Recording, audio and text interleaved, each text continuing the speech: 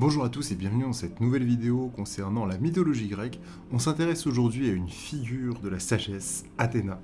Athéna en latin Minerve est la fille de Zeus et de Métis. C'est la déesse de la sagesse, de la raison et de la guerre tactique. Elle est d'une intelligence fine et pratique. Ses attributs sont le casque, le bouclier gorgonéon et l'olivier. Il n'est pas antinomique qu'Athéna soit déesse de la sagesse et déesse de la guerre. À l'opposé d'Arès, qui lui se réjouit par les violences guerrières, elle préfère mettre fin au combat par des moyens pacifiques. Elle tient son intelligence de sa mère, Métis, la première épouse de Zeus. Gaïa avait prédit que le fils qu'elle mettrait au monde le détrônerait comme il avait détrôné Cronos. Zeus demanda à Métis, enceinte, de se transformer en goutte d'eau et l'avala. Peu après, il souffrait de maux de tête insupportables. Son fils Héphaïstos vient lui fendre le crâne, d'où en sortit Athéna, armée de pied en cap. Elle obtint immédiatement sa place sur l'Olympe, comme déesse des arts guerriers. Cette fille que Zeus mit seule au monde fut sa préférée. Elle le dépassait en puissance et il lui confia l'égide ainsi que la faute.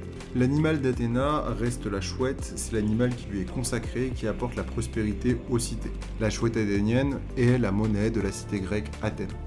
Athéna use de son habileté, voire de magie et d'intelligence pour imposer sa domination sur le monde. Athéna est la patronne d'Athènes, elle a pour vertu la chasteté. Quand Héphaïstos voulut la forcer, elle se dégagea, mais une goutte de la semence du dieu tomba sur sa cuisse. Elle s'essuya et jeta au sol son étoffe. La terre-mère en fut fécondée et engendra un fils, Érictonios, qu'Athéna prit en charge. Après que Cécrops, le second roi d'Attique, eut construit sa capitale, il demanda à Athéna et à Poséidon leur protection. Athéna exigea que la ville portât son nom. Poséidon voulait la nommer Poséide. Ils vont se disputer et l'univers va en être ébranlé. Zeus somme alors chacun d'eux d'offrir un cadeau de bienvenue à la ville, et ce sera aux mortels de décider lequel ils veulent choisir. En premier, Poséidon frappe le sol de l'acropole de son trident et va faire jaillir de l'eau salée. Ainsi, il va relier la ville à la mer. Il ajouta un cheval qui fit l'admiration de tous. Athéna, quant à elle, elle fit surgir l'olivier, riche de fruits et d'huile pour les lampes et les cuisines. Les hommes votèrent pour Poséidon et les femmes plus nombreuses pour Athéna, qui devient donc la protectrice d'Athènes. Mortifié, Poséidon envoya des flots en furie et inonda la région. Pour le calmer, les femmes, estimées responsables, perdirent leur droit de vote. Athéna éduqua Érictonios à Athènes, dont il deviendra le quatrième roi. Athéna est d'une chasteté absolue, elle refuse qu'on la voie nue.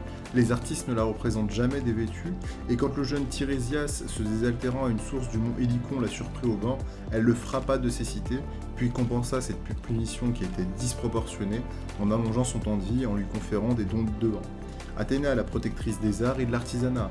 Elle accompagne les héros ou les humains dans leur quête, les assiste de ses conseils ou en aide concrète. Elle dirige Argos dans la construction du navire de Jason et supervise celle du bateau d'Ulysse.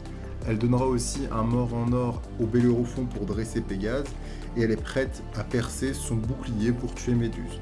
Athéna, elle invente le joug, la trompette, le char, elle enseigne la poterie, le travail du bois, les travaux textiles dans lesquels notamment elle va exceller. Toutes les fileuses s'inclinent devant sa dextérité, toutes sauf une, Arachné, une fileuse qui se dargue de l'égaler et qui la défie. La compétition va avoir lieu devant tous les dieux de l'Olympe et ils vont constater que la dentelle d'Arachné va être supérieure à celle d'Athéna. Blessée dans son orgueil, la déesse de la sagesse décida de transformer Arachné en araignée. Ses descendantes filent depuis des fines toiles que les humains détruisent sans état d'âme. Voilà, c'est tout pour moi, j'espère que cette vidéo assez condensée vous a plu. Si c'est le cas, n'hésitez pas à me le dire en commentaire, n'hésitez pas à poser vos questions, à vous abonner pour plus de visibilité. Je vous remercie encore une fois d'avoir suivi cette vidéo, prenez soin de vous, c'était Malicus, ciao ciao.